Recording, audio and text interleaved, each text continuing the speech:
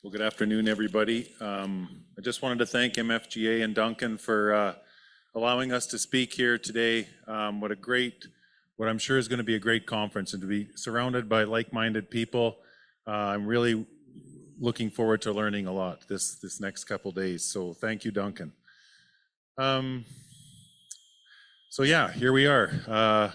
I'm John. It's my wife Deanne. It's our son Matt and our daughter Riley up there. We farm or ranch, I should say.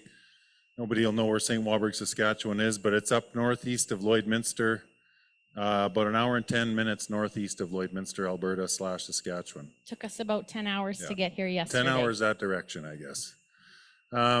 Our son Matt's in a second year of university, business degree. We're very thankful that he went back. He was cowboying in our local community pasture all summer, and he loves cowboying. So I'm just thankful that hopefully we can get him to stay there long enough to get his degree finished. And our daughter Riley's a volleyball player. We chased her around 3 provinces last year, and probably we hope it's the same thing because we enjoy watching them. Yeah, we're a cow-calf long yearling operation. We calve in May, June. Holistic management has been a great big part of our life for the last decade or so, for sure. Our cattle move quite a bit, I would say, once to 6 times a day, depending on what we're trying to accomplish in the paddock that we're in. And we're trying our best to listen to what Mother Nature has to tell us and trying to mimic her as best we can.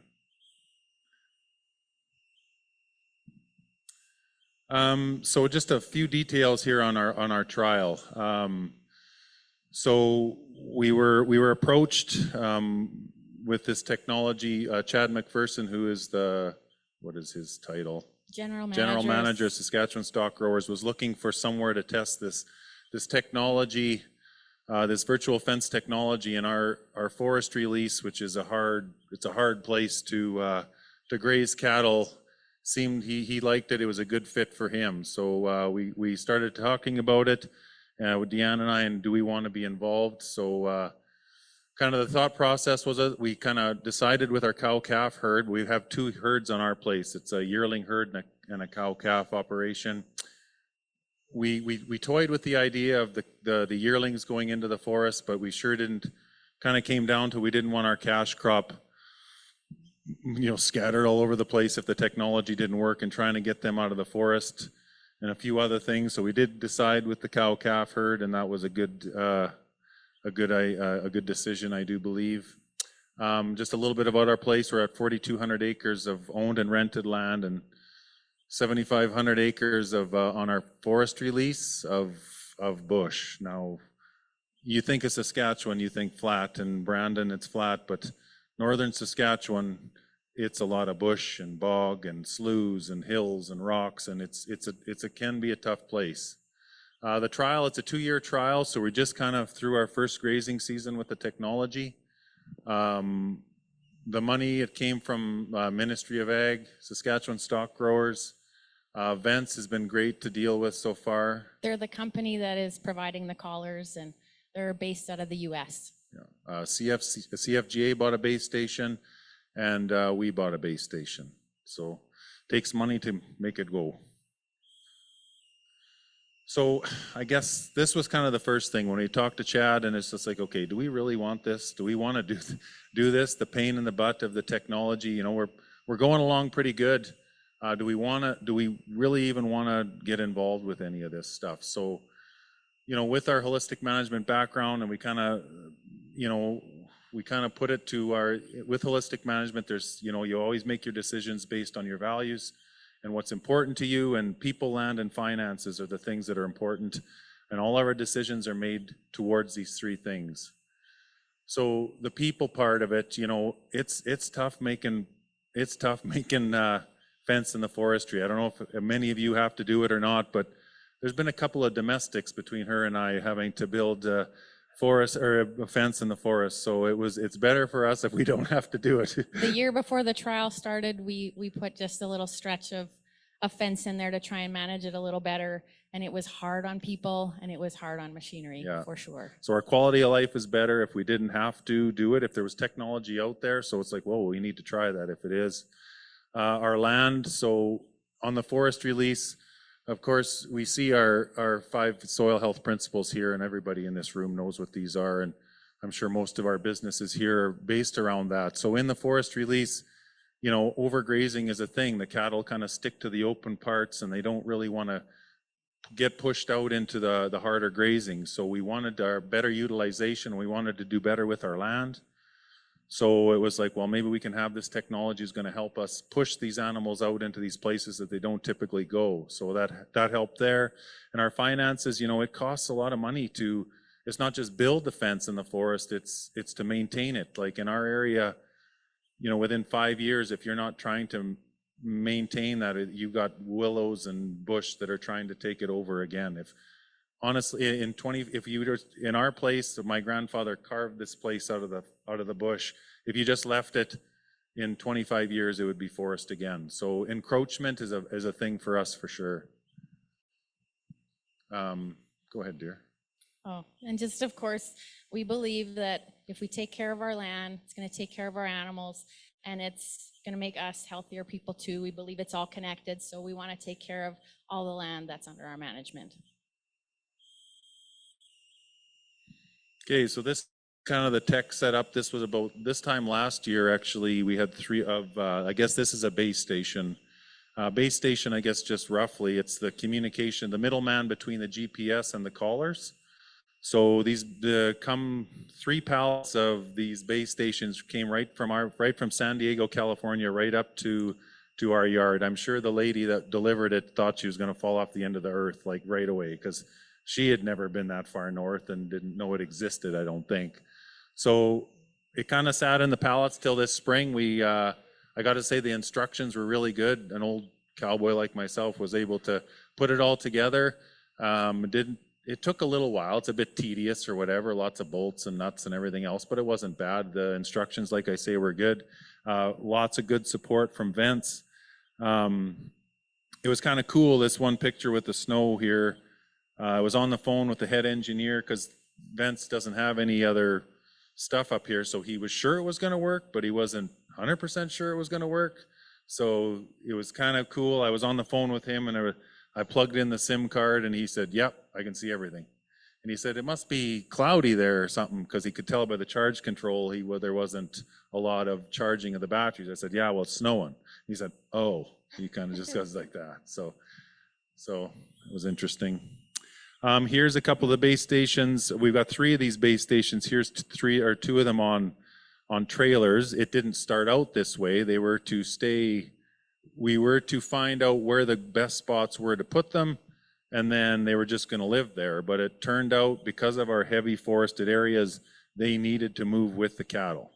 So we put them on these Hillbilly Deluxe trailers here, and it works just fine, actually. So as long as it seems like, and it depends on the density of the forest, but if we're within 1.5 miles-ish, we're okay. Maybe 2, it depends.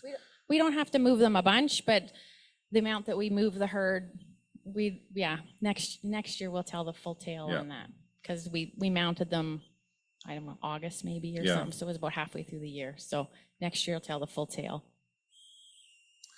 Collar setup. Here was our assembly line. So it did take a little bit to get everything, like it all come in boxes. Everybody doing a job to get these collars. Come in this plastic, and here's all of our boxes. To go 450 on cows. collars.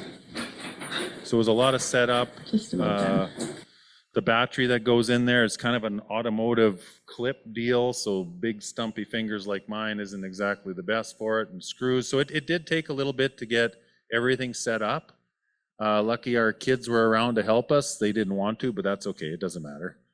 Yeah, it took a lot longer than I expected. I'm like, let's call her. Calving's coming, let's call her. And I just expected we'd open the boxes and we could call her. But it took a little bit of a joint effort to get ready for that.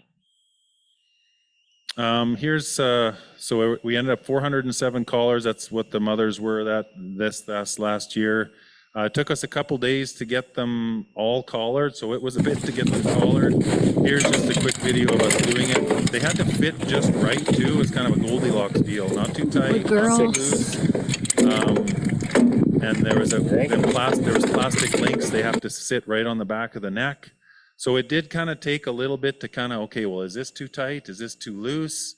So it did take a little bit to try to see, okay, well, hopefully it's, they're okay. And then the entertainment of the Open the day, gate, boy. they come out bucking. So we all have to, oh, look at her, ha ha ha, so funny, Yeah. and then move on to the next one. It So- probably wouldn't have took as long as if we didn't stop for every cow to take watch or buck, but. And then we had like just started calving, and I went out the next day. I bet you there was 10 new calves. I'm like, how many did we buck out last night? It was funny. Oh, here's the bulls. They're tough. They're tough. Yeah, he was. I had to swoosh him away because the one before he whipped around and he didn't like humans that much, so you kind of had to get him You away. notice a little I'm on bit. the other side of the panel now. I was on the other side with the last ones. They come out, turn and look at us, and I'm out of here. So putting them on bulls is tough, as you can understand. Their heads are small, their necks are big, so they had to be really tight. And it's just like, oh, is that too tight? And it turns out keeping them on bulls is hard. As you can see, 2 out of the 15 is what come out of the bush with collars. So it's tough. It's tough keeping them on bulls. Yeah. We were pre-warned that Vince knew it's tough to keep them on bulls. So it wasn't to be. This, I don't want to pump Nervous's tires at all, but that's probably my favorite bull that I bought off of that guy. I found this interesting. This was a day after we finally got the collaring done, and it was just kind of a flash in my head, the evolution of our technology of our fence. You know, in a bush there, we had lots of old barbed wire. But thankfully, it's just about all gone. And we've been using high tensile for 25 plus years at least. And then 2-wired high tensile. Now we're down to 1-wire high tensile, 95 feet apart. And here now is this new technology on the cattle. So I just found it interesting. They're all standing there waiting to move. And it was like, okay, well, here we go. We're going to try this technology out. So this is the training program. So our Vents contact, we have a ranch success person named CK. She's from Northern Idaho. So she's the person that we contact with any questions and so on. And she set up all of our training fences. So when I say a fence, that's a virtual fence. So she set everything up for us. I think it's about a 40-acre paddock that the training is in. It had to be with a permanent fence on the perimeter. So day 1, the virtual fence is set up just inside your hard perimeter, and it's shock only. Day 2, that fence moves a little bit farther in, again, shock only. Day 3, they add an audio. So there'll be an audio warning first. If she keeps going, then she gets a shock. Again, it's moved just a little bit farther inside. And then on day 4, another virtual fence gets put up in the middle of the paddock with the audio and then the shock. So you can see the white would be the audio part. And then when she goes into the red, that's when she's going to get the shock. So just 4 days is what they tell us. All you need for training, have at her. So she sent those up. So we let the cows out. And then, there we go. So now this is grazing history. So the little white dots are where cows have been. What Vents is looking for is a hard line of white dots where those virtual fences are. So on day 1, yeah, you can see there's that hard line. Day 2, the hard line moves in. Day 3, the hard line moves in even more. And then day 4, you can see where that virtual fence went through the paddock. You can also see there's quite a bit of white line right here. So this is the very end of April, beginning of May. We were still feeding. So of course, there's a ton of, grazing history right there because that's where the bales were. But when we went over this with our ranch success person, she was very happy with those white lines. She was very happy with the training. She's like, you're good to go. So you can start at any time. So we're like, okay, well, here we go. We're getting into our grazing plan. Well, I guess before we get into our grazing plan, of course, if I'm, going to do this, I'm going out there, I'm going to spend all my time taking videos of cows getting shocked because it's just kind of fun, right? Oh, well, okay. I guess the wrong video went first, but you can see how they just back up. They're getting they're getting their little shock. They'd be getting an audio there first that you can't really hear, but they would be getting the show. Oh, there we Right go. now the So virtual this fence girl, it took her a few times their to shoes learn. set off the main fence just for training purposes. And she'll come in again and get it one more time before she finally Gonna go backs in off. again. We have lots of stubborn cattle in the north. I would expect she'll Yeah. do it again. Yeah, she did. So yeah, we probably had yearlings to feed or something, but I had great fun spending the afternoon doing this. Okay, so this is our first paddock. So we were just training here, and now we are going to move through this. So the blue is our permanent fencing. This was the very first fence that I built on my own. So in my mind, it's like, well, if I have one, why shouldn't I have two? I got a backup, right? Just in case that they go through. So I think, okay, I'm going to put two fences up there. And then we've got yearlings feeding here. So I thought that's going to be a bit of a draw. And we just wanted basically just to use this as an alleyway to go up to the quarter up in the top. So we're full on calving. As you can see, we had a few that misbehaved and went through the virtual fence. But the water is right here. So anytime they have to go back to water, if they go back through those fences, nothing happens. They get a free pass back. So they get a free pass back, go drink their water. Now they have the opportunity to learn again. They're going to get the same sound stimulus first. If they get in the red, they're going to get the shock. So I'm hoping that those girls learn. But for the most part, everybody in that herd behaved. Like that's a small percentage that didn't. So I was really happy with that. When I build events, I can program up to 16 fences in the software for it to remember. So, and I can program when to turn it on. I can program when to turn it off. I'm like, this is wonderful. Like, I'm going to program this in. We're going to move through here in 3 days. I'm going to have it come off. This is awesome. We're getting ready to go to national volleyball. And I look out and all the cows had moved down here. I'm like, what happened? I had forgot that I had programmed for it to come off. So it came off well before I was ready and moved through. So it was just a big lesson for me on to really know what my time frame was. I didn't have to have it come off then. I could have left it on. They could have moved in the next quarter. Then I could have had it come off when I knew everybody was out. So it was just a big lesson for me for sure. And oh, so yeah, to get our son involved, it's like, can you please go fly the drone for me? I want to see what this looks like. So as you can see, down the middle is where the virtual fence was. Majority of cows are on this side. I don't think in this picture there's anybody on this side. This is where those yearlings were, which I thought would be a big pull. And Matt's like, I can do better. Let's do a video. So here he's flying the drone down right where the virtual fence is.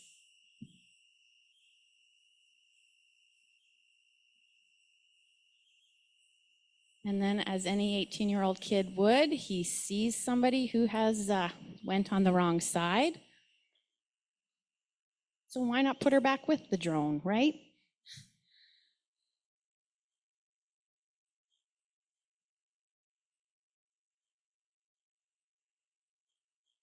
We thought them yearlings would draw them cattle worse than they did, but it was a good test. And so for the most part, they behaved, it gave us confidence because this was like day number 2 after our training program. So it was just like, well, this is going to tell us.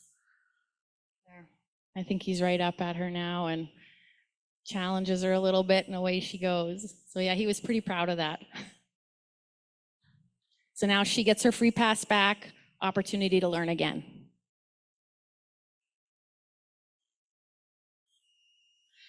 Okay, so this was our first quarter that we moved into. Now, typically, we're moving the main herd, this cow-calf herd, typically we're moving every day. So in the past, this is a rented quarter. We have 0 cross fencing done on here. Just the blue is the permanent fencing. That's all we have for fencing on there. So when we move in there, we're putting up a lot of temporary fence. at least 8 to 10 temporary cross fences, and some of them are like a half-mile long. Like, it's a lot of fencing in there. There is a lot of willows in there. It is not easy fencing. You can see John mowed some rows in the willows there in the past when we were doing just to make fencing somewhat easier. So for us to go in here now, and I don't have to build one temporary fence, it's like woohoo. So, but we wanted to give ourselves a chance to learn the software and give the cows a chance to be able to, just learn how everything was. So we didn't graze super tight. So when they move in here, they're gonna spend 4 days down here. Then this one's gonna come off. We're gonna spend 4 days up here. Then this whole exclusion zone's gonna come off, and we exit out the same way we came in. Again, we're full on calving and just not kind of grazing as tight. And I thought this went really well too. There was a very small percentage of animals who breached, but yeah, I thought it went really well. So I've got a little video next. So this, I apologize for my videoing skills. I'm like so excited about what's going on. I didn't video very well. But you know, when you let cows into new grass, they're like, yay, and they just go. I was really concerned, how's this gonna work? They're just gonna come barreling in, and what's gonna happen? But you can see the whole herd just shift its movement. So I'll play this a couple times if I can. So they're coming in, and they just shift. So there's no jumps, there's no part shocks. that we've built. So they would have heard the audio. They didn't get any zap, but they were trained to the audio already. So they hit the audio and then they moved away. Just the turn. So I thought that was so This cool, is because the I was standing exclusion like part in the that we've virtual built, fence, so and they were just they were all coming and trucked then this way, and just shifted. I'll just do that one more time. It was this cool. is the I was pretty pumped. exclusion part that we've built. So they were all trucking this way, and I don't know what you're mumbling I don't there, know. but- I do lots of Instagram stories, so that's probably for that. Okay, so also on this quarter is just a couple wet areas that there's waterfowl. There is not enough water to water our herd there. The cows have no business being in there. That's not where they get their main water. So I wanted to try an exclusion zone just to keep them out of there, because in this particular herd, there was like 300 and some animals. We hadn't joined up with the heifers yet.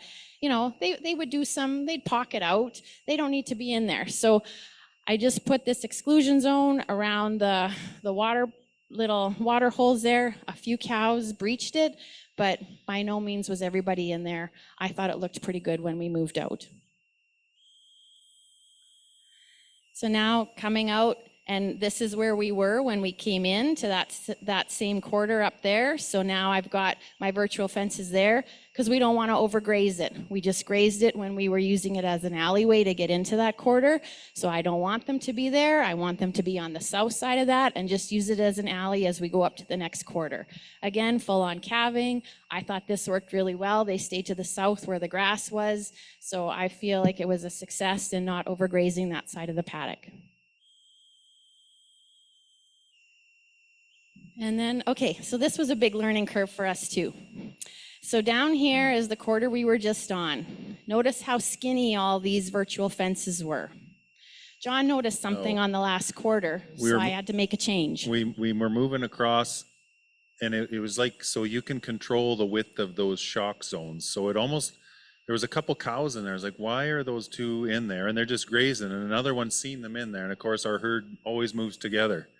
So when it was almost like this one cow just went, well, I'm gonna go. And she just went, and then she buck, and then she bucked herself in there, and then she got a reward for going through the vents.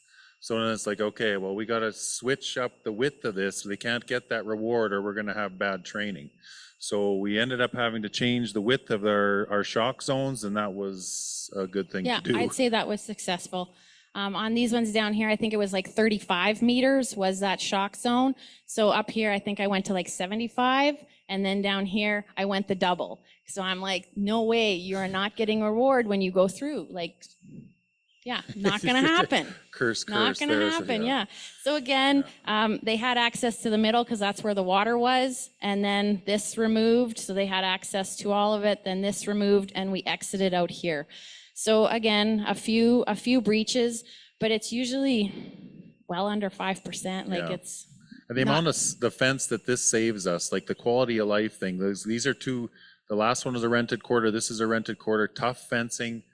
So we're able to still control our soil health, do the things that we want to do and not have to try to fence through all those willows. Yeah, zero cross fencing on this. The software.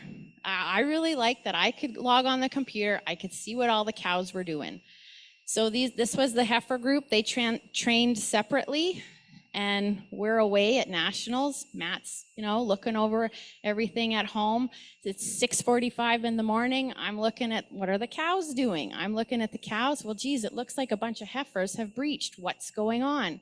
Maybe we're having predator problems. We had just lost a pair in that exact paddock when she was calving. We lost both animals. Phone Matt. Matt, get out there, see what's going on.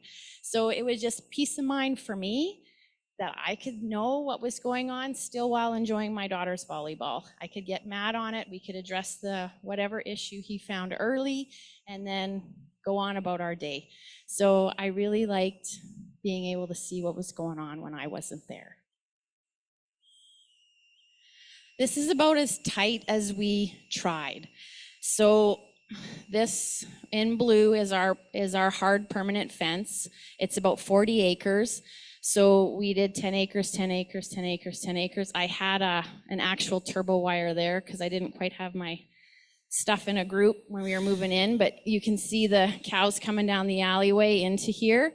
The software does have some measuring tools built right in, so you can measure how big and stuff you want your paddocks. The video here just shows them moving into the virtual. You might be able to hear the audio if I.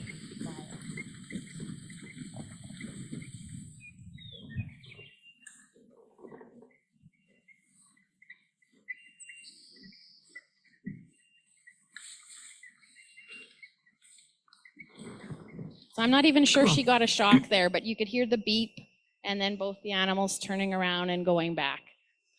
So yeah, like I said, that's as tight as we tried this summer. Another fun thing that I found with the software is I can punch in whoever I'm looking for. So I put in my favorite girl, Josie, because I want to know where she's grazing. And then it highlights her. So this is just a clip from the forestry lease. So there's, they have access to quite a few thousand acres. So if I'm looking for a calf that's sick and I want to know where mom is, or if I'm, looking for a bull or looking for something in particular, I have a really good idea of where I'm heading out that day to find her. This is just, yeah, sure. Just kind of try to give you an indication of what we're going into here. So this is what our forestry lease looks like. There's a lake there. Typically we have water every 50 feet. It can get a little boggy. It was super dry this year, a little bit different, but she's mostly bush and bog and not a lot of lines. Where they did log, there's logging going on now, but when they log in our area, the poplars come back and it is so thick you literally can't even ride a horse through it. So it gets to be so thick. So it can be tough going. So this is where we moved into the grazing lease. So this yellow square here, that represents a quarter section, just so you can kind of get an idea of the size there. The red dots, that's where we had our base station. The other one was in our yard where you can't see. The blue is perimeter fence. So this is running along a highway. This is also perimeter fence, but I couldn't do a blue thing there. This is the one that we built the other year that was really tough on relationships. So cows went into this area, and then I put up a virtual fence to keep them in here to try and manage.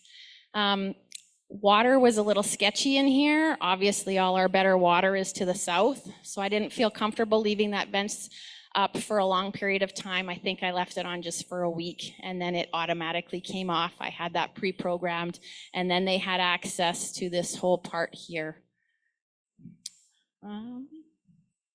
Yeah, so that was our first go into the forest right at the end of July. Now this is grazing history. So with this many collars, so now the heifers have now joined up, we've had branding, everybody's tagged. With this many collars, I can only access 9 days at a window at a time for grazing history. So again, those dots are showing where animals are grazing, where they're checking in. Oh, whoops. What we've noticed here is there's never any data at all for this corner. My eyes tell me animals have been there, animals have been grazing. So what we're learning is this is too far for these base stations to get information from, because I know animals have been there. In the middle there, there's been a logged area, so it's super dense. Yeah, right here, definitely animals have been there, but that's been logged. They don't like to stay there. Like it's poplar, like it's tight.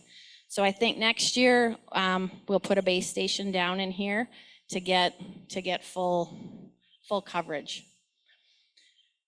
Here we go. Okay, so then so that was in August. Now we're into September. September 15 is our pullout date. So this is getting closer to our pullout date.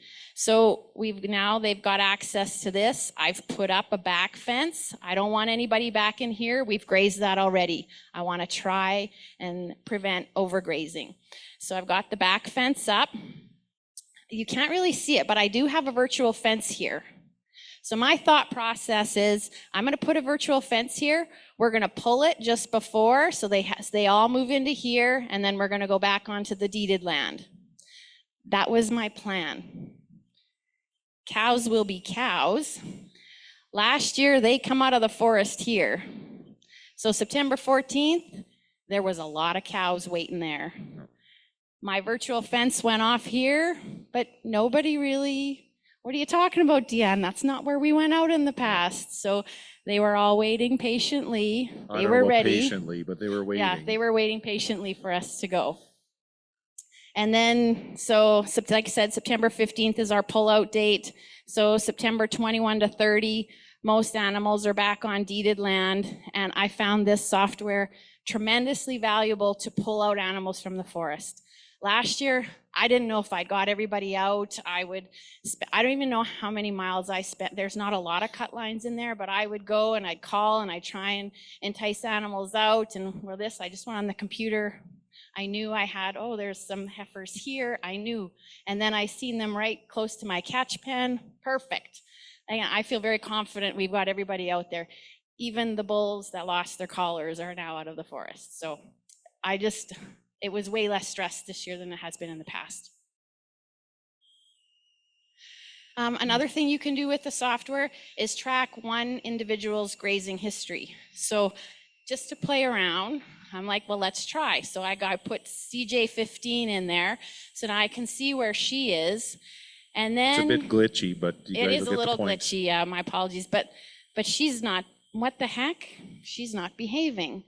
And that I found when I was looking on the software. I seen a cow was out headed down the logging road to the west. I'm like, what is she doing? So I was able to quickly zip out there. I put her back in, but I just find it really interesting that maybe there's a bull or something I want to track one individual collar. You can see the grazing history from the entire 365 days. So this was just a little example of a very misbehaving cow who may be on a cull list, I'm not sure. Yeah, if we can get her home. Yeah. So with any new technology, we have hit challenges, we have hit many learning opportunities. So yeah, we'll touch on, I guess, a few of those now.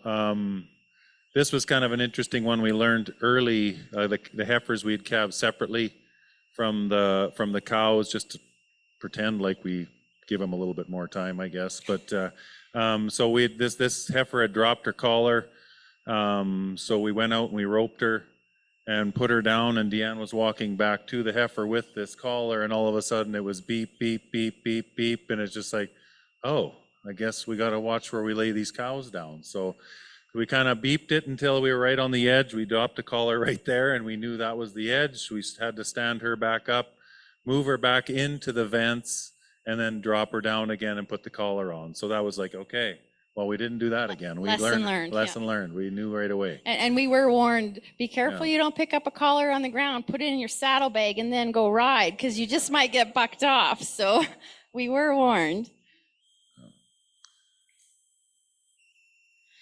A few other things, I guess one of the biggest challenges I see so far is the collar retention.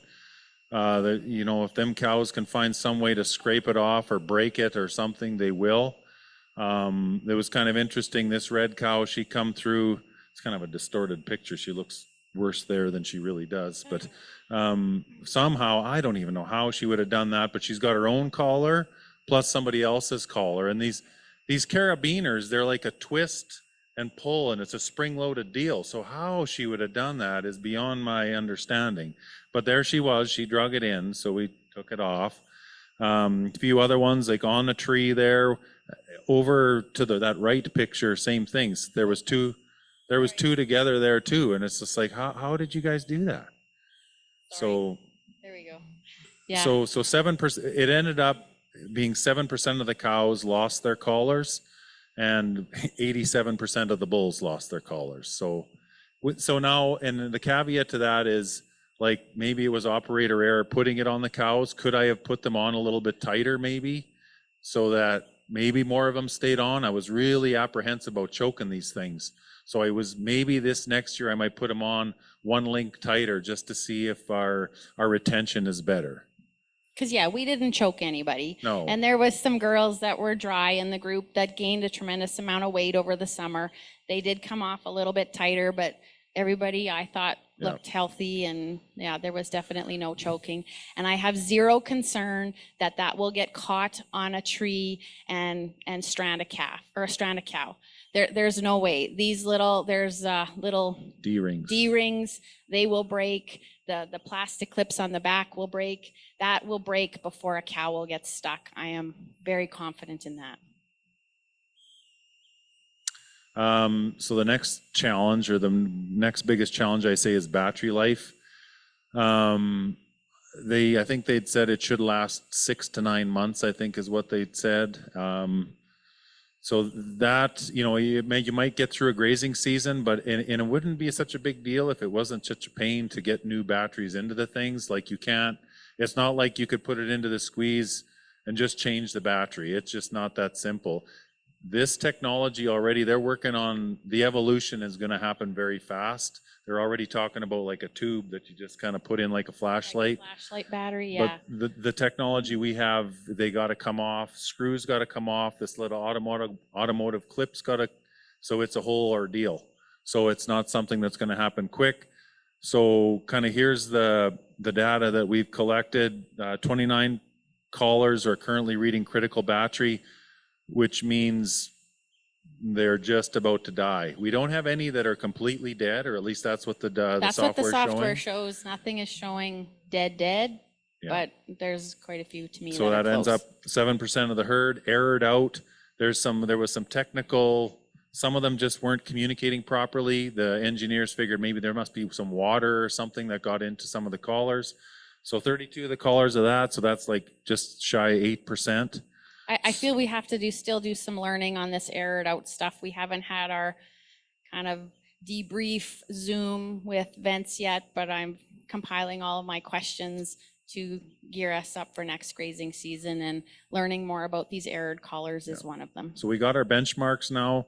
So now we'll just try to take time and try to think how, especially the retention, how can I put them on a little different, tighter, whatever, to maybe for sure the retention's better.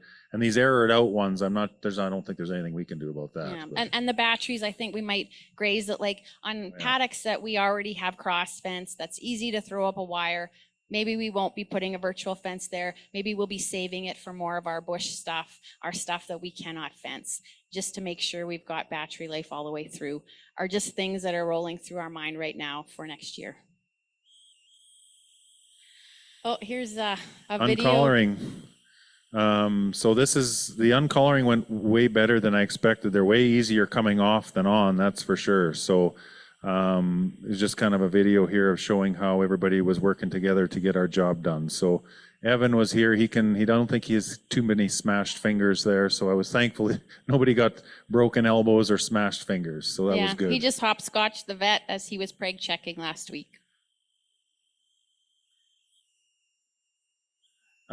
So this is kind of a list. When we kind of first started, you know, wouldn't it be cool if, like, what can we do with this technology? So will we be able to sort cattle with it? And we didn't get an opportunity this year to try it. So we're really hoping next spring I'm going to really try to sort, you know, can we put a group of cattle, maybe our heifers are going to go one way and our cows are going to go another way. We don't really do any stubble crop grazing, but I know in our area, I don't know about down here, but there was a tremendous amount of regrowth with canola. So boy, oh boy, if you could have good relationships with your farmer neighbors and just, you know, work up one side of the field and down the other, or work away from home 10 miles and come back, the amount of money that we would save to do things like that, or leader follower systems, you know, I think that there's huge potential in that. I'm not a corn grazer, but I know lots of people that do, and you know, I got a buddy that does a lot of it, and you know, he's out there 40 below, he's setting up electric fence. So wouldn't your quality of life be so much better if you could just plunk in the GPS coordinates on your computer and then to just slowly move those cattle across your corn? Or the bale grazing, same thing. The lover boy or lazy, this was something I had thought about. With the retention issues with the cows, or with the bulls, sorry, I don't know if we'll be able to try this, but we've all got those bulls that are, you know, or you swear they're just laying in the shade and not doing anything. Wouldn't it be cool to be able to track that grazing history to see which ones are actually working and moving around and doing all the work, and get rid of the ones that aren't doing anything? Yeah, so the retention on the bulls would be yeah, key so we'll for see. that, for Yeah, sure. 100%. And then it's like, we don't know what we don't know, so we brainstorm ideas. You guys tell us what we should try.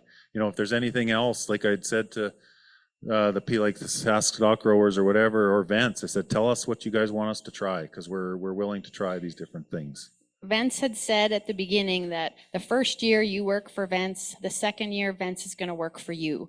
So I feel we've come tremendous learning this first year. So I feel like we're going to go into the second year, gearing up to maybe try some of those other things now that we're comfortable, and then that the cows have already had that training too. So hopefully they remember.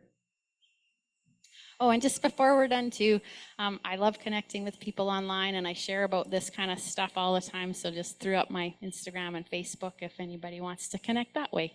Please forgive her potty mouth, though. She swears like a sailor part of the time, so forgive her for that. But I think that's it, guys. If you got any questions, we'll try our best. We'll try our best.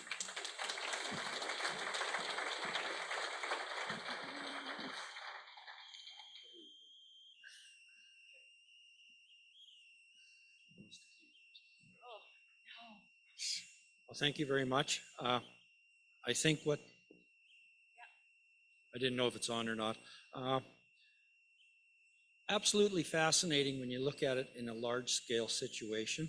You always hear of, we're going to do this, we'll put 10 cows out in a little trial. It's not the way cows operate. This is the way cows operate on big scale in rough country, and that's very important. The question I have is, how much does this cost? So yeah, we talked to her about that, because we do get that question quite a bit. So it's a subscription-based deal. So and it costs $50 American per caller per year. With that, you get this Rancher Success person that's going to help you with the technology, and she's been really good. You know, you text her or whatever, and she'll help you through all the technology. Any questions, she's there to help you all the way through. The base stations are 10 US, so 13,000 Canadian, and depending on your terrain, that just depends on how many you're going to need, I guess. Okay, we can open it up for questions. We have a microphone over there and a microphone over there. While we're waiting, you're speaking of a 75-foot or 75-meter shock zone. How much shock do they get in that 75, the total distance? I think, so I'm not sure, it's like it's a zap, zap, zap, or something, it's like that, I think is what it's like, a zap, zap. If I understood, I never grabbed one because I hate that. I'm trained. If there's anybody trained to electric fence, it's me. I didn't ever try it. Oh, you should have put it in a saddlebag, I guess. And then they do safety out, like after a certain amount of shocks, it will safety out and it'll kick it out. So she won't get shock, shock, shock all of the time. So there is a safety caveat there. Okay, Lisette? Yeah, my question is around the forestry lease. So what you described was that certain portions of that forestry gets logged, and then as it regrows, it comes back really thick. The cattle don't like to be in that really thick area. So now that you have the opportunity to do some higher stock density grazing in those areas, do you think you can effectively manage that to your desired density? So, you know, if it's moderate tree cover, how might you change the way you are putting your fences in to maybe control some of that? What we've observed on our operation is that at certain stages, those sapling poplar leaves, I think actually it was Max Wagner who that first tested the sugars of our poplar leaves, they're quite desirable and I think highly nutritious at certain stages. So perhaps there's something there. So just tell me a little bit more about what you imagine with managing the density of that poplar regrowth. Right. So I guess that is a great question. And now that we'd seen the grazing data and how they stayed out of those really thick logged areas, I think that is something that we could try to focus on, and just to see what we can do with this technology to bring that stock density up so they pound out those trees a little bit. Now, the caveat to that a little bit is, well, the water, but also the forestry people that I have to deal with, the government people. So the logging is what's important to them. I'm just here being a pain in their butt, quite frankly, I would say. So there is a little bit of that. If they were to come there and see all of my these young poplars stripped because of the cattle, would they say anything? Would they not? It's very possible that it would. That could be a conversation. I try to have a good relationship with the fellow that I deal with, and he's been great. Those people in those positions have not always been great. So if I was to have that conversation with him, yes, this is what I'm doing, I think probably he'd be okay. Is that always going to be the case with the person that takes over when he retires? I don't know. Have they considered that you're doing a lot of fire control for them? You know, that has been a conversation with, like this fellow, he was out to take a tour this summer, and he's been really good and he understands that. I know that there's been a couple things he said, well, I'm okay with it, he said, but I'm not sure the next person will be. So it's just a matter of keeping the relationship good, and hopefully that they trust me enough, or trust us enough, I should say, that we're not trying to hurt, we're trying to do the best job that we can. And having trees that thick, like nothing grows, the sunlight doesn't get down to the base of the trees, there's no grass in there at all, there's nothing. And it's just the life cycle of the trees in our area. Like maybe, I don't even know, maybe in 50 years, those will start to thin out and the strong are gonna survive, that's a possibility. But it's not that good to graze in there when there's no grass. We have another question over there. So a couple things that I thought of, just thinking in our own situation as how we would use it. If number one was, what indication did the cows, do you just wait for them to find the opening once the audio stops warning them? Like normally my cows see me going to get a reel, and so they know it's moving time. So are you just waiting for that? Or otherwise with a lot of things, you'd have like a Panzagro where that you'd see, you know, they'd see I it, had the right? same concerns too, but I think you have the testers. You have the Right. testers in there. When that fence goes off, it does not take them long. And then as soon as one goes in, oh, she's in, I'm going in too. I was surprised. It does not take them long once the fence goes off for them to move into the new grass. It just takes a couple and then everybody else follows. And that's where we had that trouble with them ones that there was a couple that kind of had breached. And then they just thought, oh, well, if they're there, that means I get to go too. So I think you wouldn't have any trouble. You'll have one or two go and then it won't take long and they're gone. Yeah. And then, so is the software only on like a computer, or could you get it on your phone? Because I guess I'm thinking sick cattle, like, so we have some heavy bush too that I want to find, like trying to get stragglers out of the bush here this fall, right? And well, are they in there with a clubfoot? I haven't seen her for a month. I don't know. So when I go in there on horseback, she might be moving. It's too thick for me to find her.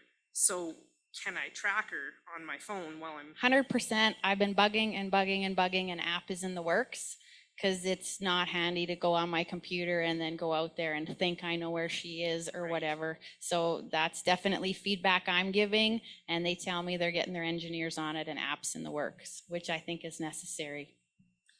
And then the last question, sorry, would be, because you're wondering about how tight to put the collars on, do you have feedback from anybody else that's been doing it to see what their retention, like you guys had 7% loss, is that kind of what everybody's getting? Sorry. I was just gonna say, we just pulled collars last week at Preg Check, so we will go back to Vents with our percentage, and I'm very curious, yeah, like you say, just to see where we are, because I think they've got like 270 ranches ongoing in the States with using the technology already. So I'm very curious where our data lines up with theirs. We have another question? Yeah, just wondering about base stations. If your neighbor's in close enough proximity, can they both use the same base station? That's a great question. Can we both use the same base station? I don't see why not. Frankly, I don't know that for a fact, but that's a great question that we will ask them. Because if you could get some because that's a big cost. So if you could get a couple neighbors that are like-minded and use that, why not? That's a great point. Thank you. Yeah, I've been following this technology for a while. Do you know if they have anything available for goats? Because setting up a fence for cows, I don't mind, but setting up portable fence for goats is a lot of work. I don't think that's been a conversation about other animals. I think they were very concerned when we were talking about putting them on our yearlings, because our yearlings were lighter. They were looking for something that was 700 pounds or more, just for that breakability on the collar. So I think if a goat had the collar and they got caught up, they might get caught up there for a while. I don't think they'd have the strength to break. One thing we haven't mentioned is how do you control the calves? So the calves, they didn't have anything. So the calves, they need to figure out to stay with mom. And that's kind of an important deal for us. Yeah, and that's the thing. We're okay with it. On our place, even when we're using turbo wire, if them calves go across, that's just, to me, that's a creep feed if they're on the other side. So it doesn't bug me. But was never an issue for us that we noticed, was it? And saying that, the context is everything. If you're at Brian Harper's place and you're on number 1 highway, you probably want them calves to stay where they're supposed to be. Back in the bush where we're at, it's a little bit of a different context. It's us. So if they're a skid over to the next paddock, it's not a big deal for me. Okay, thank you. Next question, please. Yeah, I was just wondering, you're talking about moving these cows in calving time. Is there a back fence, or do you allow the cows to go back for 2 or 3 days to where they might have been, and so they can go pick up their calves? Because with us, if we're moving regularly, we almost have to leave gates open for a day or so for the cows to go back and pick up their calves. 100% Don, and that was one thing, I don't know, I guess we didn't touch on that, but in the past, we've got to move those cattle, we'd push them calves and then they'd run back, and it was just like, what are we doing? So we don't push them anymore. So the last few years, we've let them to the new grass when we're calving, so they get that new grass, and then they can go back and get their babies. So that's been a better deal for us. I do get a little bit, just because we're trying to, of course, not overgraze. So after day 4 or 5, it's like, okay, mom, take your calf with you, let's go. So, and by then, them calves are ours, anywhere, like little deer. They want to go, like you push them a little bit with the horse and they go. I'd say we maybe argued about that a little bit. He wanted me to put up a virtual fence behind them and nudge them along a little bit. I'm like, no, what about the calves? So at this point, we're not using any back fence, and I haven't put a virtual back fence in yet. that leads into my next question then. Once we get into the grazing season and the calves are all born July, August, whatever, do you set up back fences then to keep them from going back and overgrazing? Yeah, you betcha. Once we're kind of through calving, we have that back fence so that they can't go back 100%. And we've tried with the back fence virtually a little bit too, just playing around. As you've seen in the forest, we tried the back fence with them there. Okay, last question. How long will do they predict these collars will last? Or do you don't care maybe because you only got them for a year? Or do you have to say- Yeah, so they're already, how long will they last? It's a subscription base, so I don't really know what that means if I doubt they're shipping you. Let's say you sign a 2-year agreement. Are they going to ship you brand new collars? I assume it's like your phone. Whatever that subscription's going to be like, you're going to have it for that amount of time. And then like already this technology, they've got a new one coming out already. I think it's supposed to be out in 2026. So this is just going to be, the technology is going to change so fast. I would suspect in 10 years, this is going to be a dinosaur, this stuff we're using now, Frank. That's just my opinion. I don't know that for a fact, but I'm assuming it's going to change quick. Yeah, that's what I was kind of wondering, if you sign up on this, if you get upgrades, like with your phone, you don't. Yeah. 2 years later, there's back, when your contract runs out, they want to sell you another $1,200 or $1,500 Right, phone. yeah, I'm not sure, Don. Yeah. Thank you. Hey, Blaine? Thank you. Very, very interesting, and thank you very much for the experiment. We're all pretty curious about this. Any observations of any ulcers or anything around the necks from the chains rubbing?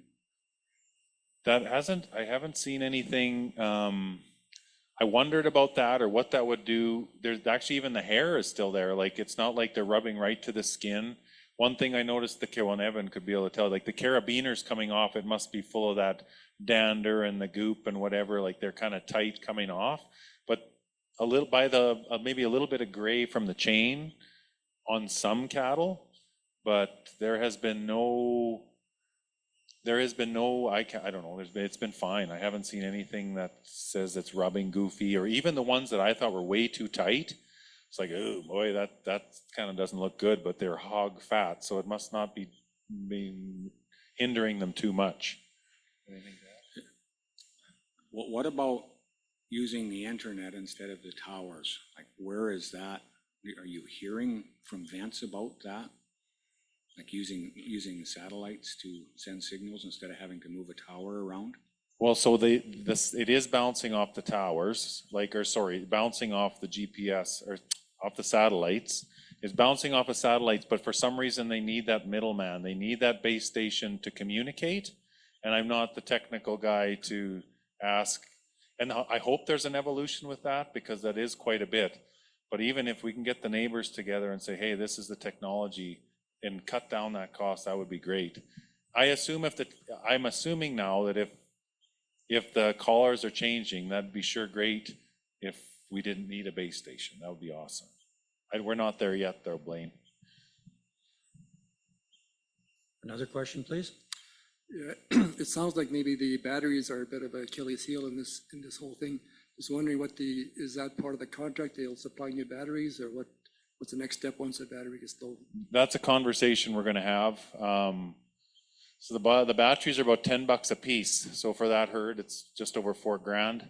So that's a conversation. Is that okay? Is that us, or is that, I'm not too sure.